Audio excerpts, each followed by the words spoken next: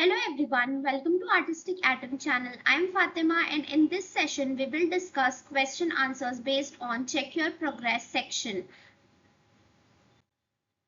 So the question 1 is which state of matter has the strongest forces between its particles? For this, let us take an example of this image. So as you can see in this image, we have three states of matters: solid, liquid and gas. So as you can see in all three states of matter, only in case of solid we have particles tightly arranged. This means they have strongest force of attraction between them. So the correct answer for this particular question is this.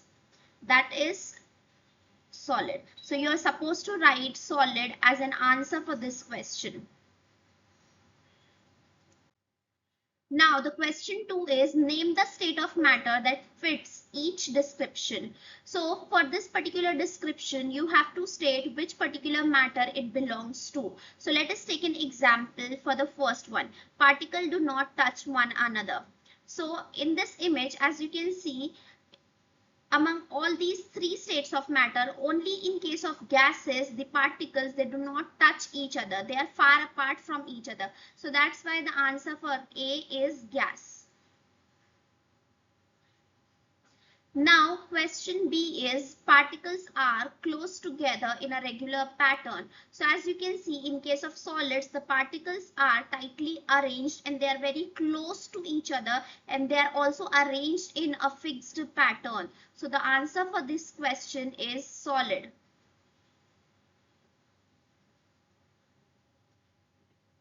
Now question C is particles are closely packed but not in a regular pattern. So as you can see in this particular state of matter, that is liquids, these particles, they are a bit closely, okay, they're not tightly packed but they are closely packed and they are not arranged in a pattern. So this particular question is hinting towards this state of matter. So the answer for this question is liquid.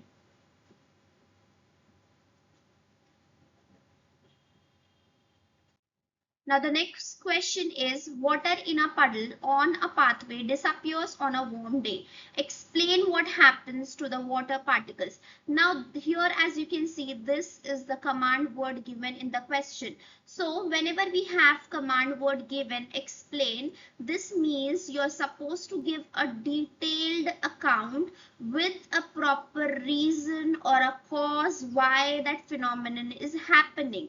So if suppose you're just explaining but you're not giving the reason, then you will lose marks for this particular question. So let us understand the concept of evaporation for this particular question. So here as you can see in this image, we have a puddle in which there is water. So as the temperature of the surrounding increases, because it is mentioned in the question that it's a warm day, this means the temperature is higher compared to the normal days. So as the temperature is higher, the particles in the water, they gain energy from the surrounding, and as soon as these particles, they gain enough energy, they move far apart from each other, and these particles, they get converted into what? Vapors. So as soon as they get converted into vapors, they move into the atmosphere. Hence these water particles, they disappear on a warm day. So this is what the reason behind. So let us see how to write a proper framed answer for this question. Now as you can see over here, this is the proper framed answer for this question. Here we have specific vocab that you're expected to use in the answer. Firstly, you should use this term gain energy from the warmer air, or you can write from the surrounding, and they are able to escape the forces holding them together, or you can write that as soon as they gain energy, they move faster and their intermolecular forces of attraction breaks, due to which they get converted into what? Vapors, and as soon as they get converted into vapors, they move into the atmosphere or air, and this whole process is called as what? Evaporation. So these are the important key terms that you should use in your answer. So now let us solve question 2.4a. So the question is which are two correct statements about liquids. So here we are provided with 5 statements. We have to state which 2 statements out of these 5 statements are absolutely correct. So let us look at these statements one by one. So the statement 1 says liquids can flow and be poured into a container. Now in order to understand this statement, let us take an example of this illustration. As you can see in this video, here we have liquid in this container and it is flowing easily. Why? Because the particles in liquid can flow over one another, due to which what happens, they can easily flow. Whereas this phenomenon is not possible in case of solids. Hence, this property is absolutely correct about liquids, that they can flow. Now let us check the second property, whether they can be poured or not. So as you can see in this video, when we pour a liquid into another liquid, it takes the shape of that container. So this means this property also belongs to liquid. So we can say that this statement is absolutely correct about liquids. Now the statement 2 is the particles in liquid are far apart from each other. Now in order to understand this, let us take an example of this image. So as you can see in this image, we have gas particles and we have liquid particles. So as you can see, only gas particles are the state of matter in which the particles are very far apart from each other, not in case of liquids. This means this statement is incorrect about liquids. Now the third statement is the particles in liquids are arranged randomly. As you can see in this image, the particles in case of liquids are not arranged in a proper order. This means they are randomly arranged. So this statement is absolutely correct about liquids. Now the fourth statement is the particles in liquid can only vibrate. So here I have 2 videos which will help you in understanding what exactly happens in case of particles in a solid and particles in case of liquid. So when we have a solid, these particles, they are tightly packed and they just vibrate on their respective places. They do not move. Whereas in case of liquid, these particles, they vibrate and they move too.